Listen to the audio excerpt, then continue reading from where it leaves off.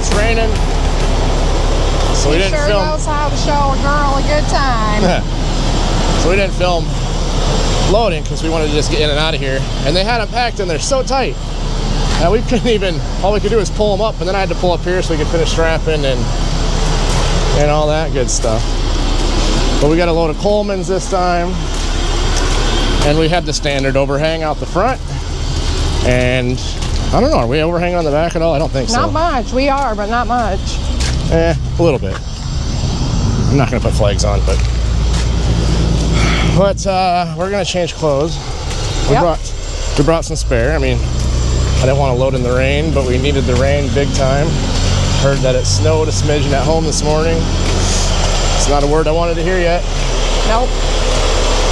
So we're gonna change, get out of these wet clothes, get on the road, and these are heading to Rapid City, South Dakota. Where are we going? I just said Rapid City, South Dakota. I meant right now. I was gonna go in the truck. Since I usually drive. Unless you want to drive. You want to drive? I'm happy to let you drive. Such a smart ass.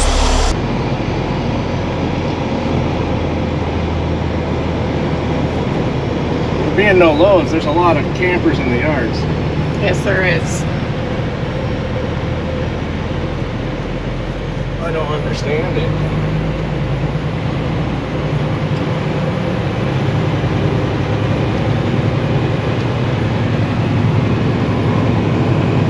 There's like 40 rows in this lot, or just in this yard, and they're all packed full.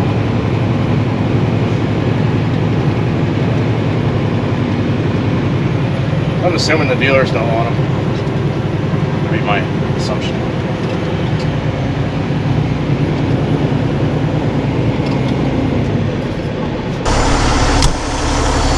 We made it home on Thursday night. And been in rain ever since. So it is now Sunday. I'm gonna head out to South Dakota, going out to Rapid City, like we said earlier, and we have a 8:30 appointment at Camping World Monday morning, tomorrow morning. So Courtney's gonna stay home, and she starts her new job tomorrow. So she'll be dispatching over Egg Reliant, that place I used to haul seed for. So she starts that tomorrow, so she probably won't be riding along with us as much anymore. And Friday we kind of did some calling and had a couple meetings with some people and kicking the idea around about making some changes, which, like I said, I don't want to sit here and jump around all the time, but we're starting to question whether we need to make a move or not. But I'm gonna get the rest of my stuff packed up and put away, and when we get on the road, we'll talk some more. So the meeting we had this weekend, talked with another trucking company that I have worked with before, and everything was good. You know, there's no hard feelings there and whatnot. We'd always had discussions that if I ever wanted to come pull, you know, under my authority or whatever, but pull their trailers again, I was more than welcome, and there was always room for me. So these campers, we like calling campers. We like the freedom of going where we want, when we want, seeing new things and doing, you know, different things and whatnot. But these reloads are not working out at all. There's just slim to nothing to choose from. So me and Courtney have been talking that maybe we're going to get back out of campers for a while again and go back to hauling hoppers and agricultural stuff. And yeah, so like I said, we've been keeping in touch, and he told me to come in this weekend because he's getting into his busy season, was going to need help. And I told him I was going to do hoppers. I didn't want to stay out, you know, Monday through Friday and be gone all week doing the van stuff, because they got a new system doing vans that makes the routes up, and the routes are like 1,500, 1,700 miles a week. You know, you're out, you leave Monday morning, you get back Friday night. And told him I wasn't going to do those. If that was all the miles I was going to get, you know, I'd stick to the hoppers and just stay local and be home every night, maybe one night out a week. But you'd be home every night and still pull about $1,000 a day. So everything was, you know, going to work out for both of us, whatnot. And he told me to come in this weekend and we'd kind of sit down, have a beer, whatever, you know, and finalize everything and make sure we're both happy with, you know, how everything was looking at working. And well, I get there and he tells me that unless I'm going to pull van and do those routes that we had already previously agreed that I wasn't going to do, well, I said I wasn't going to do, and he said that wasn't a problem. And he basically told me that I was either going to pull van or he had no work for me. So that was kind of a slap in the face. So that was kind of a downer over the weekend. Thought we were going to have something lined up that was actually going to be kind of what we wanted to do if we couldn't do campers, which, I mean, we can keep doing campers. It's hoping that reloads pick up here shortly or something changes, because I don't know, hopefully after election we'll see what kind of starts changing. But I know everyone's being conservative up until the election on what they're, you know, buying and selling, and it's that way every time. So we've had a few issues with Indiana transport lately. So I do want to retract my pros and con video. I do want to retract my statement about one of the pros being communication there, because the last couple weeks that has been non-existent. And then there's phone calls of, when are you going to deliver this? I already delivered it. Oh, okay. 5 minutes later, I get another phone call from another dispatcher. When are you going to deliver this? Already dispatched, or already delivered. I already talked to this dispatcher. And then I'll literally get another phone call. I had 3 phone calls within 15 minutes. And the same kid asking about the same load. I yelled at him the third time, and then he blamed it on his system isn't updating. I asked him if he had the memory of a goldfish. I said, because you should remember calling me 3 times within 15 minutes. And nope. So, and then there seems to be a lot of hidden surprise fees that keep coming out of each settlement all the time. Now I've got $250 a settlement coming out for IFTA. And so I thought that was a one-time deal, but apparently they take 3 payments out on 3 consecutive statements for your IFTA. And when my first settlement, they pulled out $200 for an IFTA, which I figured that was the yearly, since they only licensed you to $52,000. And then there's a 75 that came out for something. There's another 75 that came out for legal fees. And then when I was talking to the lady on Friday, asking what all these fees were for, well, here to find out the 2 $75 ones they pulled out were for transport plates, which I don't have transport plates. I don't pull any campers on the ground. So yeah, I don't know. I know the Sea Farmer, they deleased, he deleased. Semperfi Transport, he deleased. He hasn't released a video yet on who he's going with. He got his truck back finally. He's been down for 3 months. So he got his truck back. And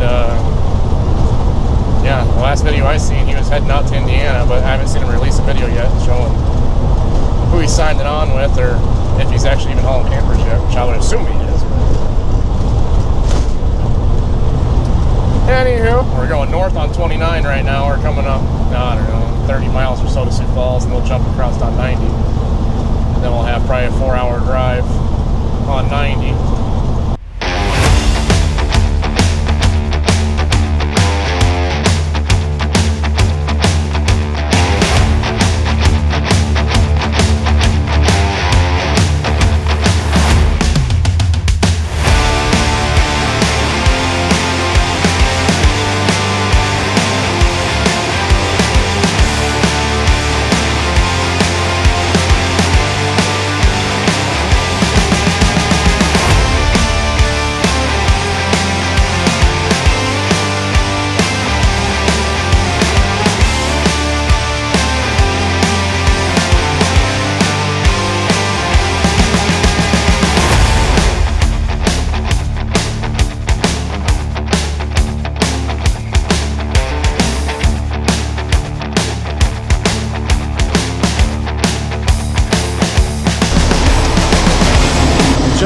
That's, I think we're, I don't know, I think Box Elder rest area is what this is technically called. But we're gonna call this home for tonight. We're 40 miles from camping now, so we'll have about a 45-minute drive left in the morning. Everything looks all right on the trailer. Not intending for this video to be a negative video, but it's just kind of how it is. The campers pay good.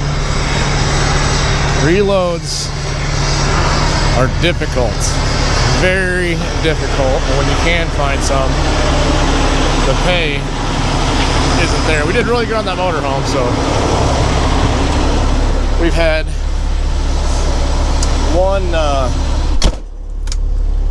one good reload out of, I don't know how many loads we've done with Indiana now, 10. Probably close to 10 loads, I suppose, with Indiana we've done, and we've had one good reload. That made that trip really good. And then we got busted in Nebraska for being overlaying, so that took out another $135. But no, we are, like I said, we're actively kind of looking. We're seeing what we have for options. I really want to stay in RV transport. This is just what me and the wife like doing, for the freedom of it. Go where you want. My microwave's beeping, my tacos are ready. But no, like I said, this is just what we like doing. And so I'd really like to stay doing it, but there's too many limitations with Indiana. That's kind of hurting us a little bit. Not giving that 100% blame, because it's not. But every little hard string that you got to pull when everything's already hard just makes it that much more difficult. So, like I said, I'm going to make a few phone calls tomorrow after we get unloaded on my way home. And I already looked on Central, and like I said, there's nothing that right now I plan on picking up. So I'm pretty sure I'm deadheading back home. But I'm going to make a few phone calls, and I don't know. I think I'm leaning more toward probably getting back into hopper. I'm home more, get to see the wife and kids every night, and the place where we load is only like 7-8 miles from the house. So theoretically, there's no deadhead with that, because I'm not going out of my way to go get the loads, and it's literally pick up on the south side of my house, drive 20 miles, 30 miles to the north, unload, and it's just back and forth, back and forth. Monotonous, yes, it gets old very fast, but the money was pretty good doing that. So like I said, the guy that I had worked with before is trying to play king of the mountains, so big fish, small fish type of deal. So we'll make some phone calls tomorrow. Actually, I'm kind of debating whether I should even call tomorrow, or if when I get home Monday night, if Tuesday, I should just not head out to Indiana right away. And Tuesday, if I shouldn't drive over there and talk face to face. A little more professional. Also harder for someone to say no. So, I don't know. We'll see where things go, but it'll probably be at least a month. If anything happens, it'll be a solid month before anything really happens, because I have Easy RV Rentals has our authority under it. So right now I'm working on changing the business name. So since we're out of the rental thing, so I'm trying to change our business name. So that's like a 30-day process. So that's already in the works, which I started that a week ago, just because I don't want to have Easy RV Rentals on the side of our pickups when we're hauling for the other companies, the other dealerships, which we'll stay doing that. The park models in the summer, like I said, that pays too good to get away from. We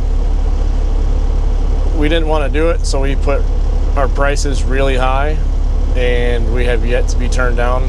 Well, we got turned down once, but otherwise, that's short miles, kind of more of a pain in the butt, because we do all the setups, but for what we charge round trip. We charge from the time we leave our driveway to the time we get back, so that's how we do that. So it's all miles paid, and like I said, we charge quite a bit for it, but everyone seems to be happy with it, and so we're not giving that part up. So that'd be nice too for in the summer if I can stay local. It'll make doing that a lot easier too, instead of something happening while I'm out over the road and trying to figure out how to reschedule, because usually that's usually Saturday work. So but anywho, we're gonna have tacos and we'll see you in the morning when we go to unload. Good morning. It's a chilly one.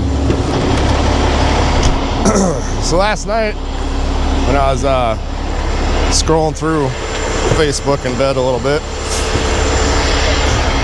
I seen somebody talking about they wanted to get out of single poles and go to multi-haul, and if there's money in it. So it just kind of got me thinking a little bit, but there is money in it, but not a lot, and that all depends on your reloads. Right now, I've been sucking at it. There's not a lot on the load boards to grab, and what I had originally had planned out for getting myself reloads isn't working out. And yeah, I don't know. I think I might have got back into the RV hauling a little prematurely. We used to do way better than we are now. And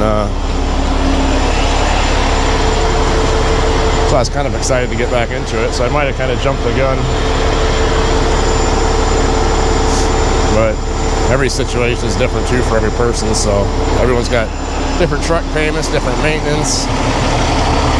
No two people are the same, so no one can give anyone really a correct answer. But like I said, the reloads is what makes or breaks the multi-haul. The campers pay good enough, not like, you know, gonna make you a millionaire or nothing like that, but they're paying good enough. But yeah, the reloads, if you can get, I'd say if you can get $250 a mile, you'd be making good money round trip with the campers, and then $250 a mile on a reload. We've had one $5 a mile reload, which was pretty good. But then we've had many deadheads because we can't find reloads. Our trip to Texas should have been pretty good, but the brokers ghosting us and then canceling on us. We went from being a little over $3 a mile, what we originally had planned with the forklifts and the pickups, and then we were down to like $250 a mile, and then I think we ended up taking that one car, and by the time we were all said and done, I think we ended up getting like 61 cents a mile on the way home. Which might, yeah, I suppose. I think I'm at like 57 cents a mile on fuel is what it figures out. It's what I have been right now anyway with current fuel prices. So woohoo, I made 3 cents a mile, and then no, that's right, you got maintenance and tire wear and oil changes to take out of that. So yeah. So that's why I don't know, like I said, it's hard. You can't give anyone the right answer. Everyone's situation's different, but it just had me thinking last night when I read that he wanted to get out of single pulls and go to multi-haul because he wasn't making any money in single pulls. I think honestly at the end of the year, after you figure all your expenses, I don't know if there's really any difference in multi-haul to single pull right now for me anyway. Going by the numbers I used to make. I mean, we were doing better on single pulls back in the day. We had less expenses, so I think actually at the end of the day we probably made more. It just seemed like I always had more money in the account than we do right now. But trucking's just not good for anyone. Hasn't been for a few years. Seems like it just keeps getting harder and harder. But I was hoping that we'd been out of it for a few years and it was going to start turning around here shortly. But like I said, I think we jumped back into it prematurely. But we're going to keep doing it until we have something else lined up. Either, like I said, I don't want to jump companies all the time, but things have done a 180 pretty quickly for me at Indiana Transport. Went from high hopes to no hopes. I don't know what's up with these. These all have this, like, and every one of them has that same crease in the same spot. But squirrel.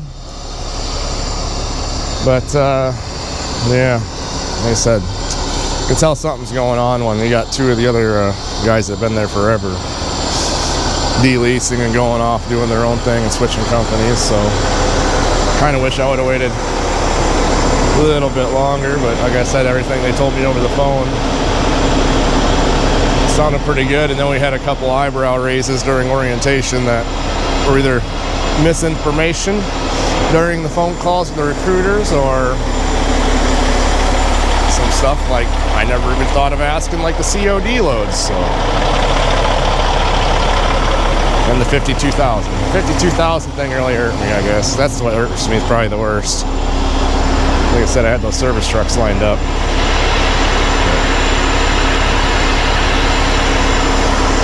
I see my breath. But I think I got about 5 more minutes, 10 more minutes before I can take off. We're camping open.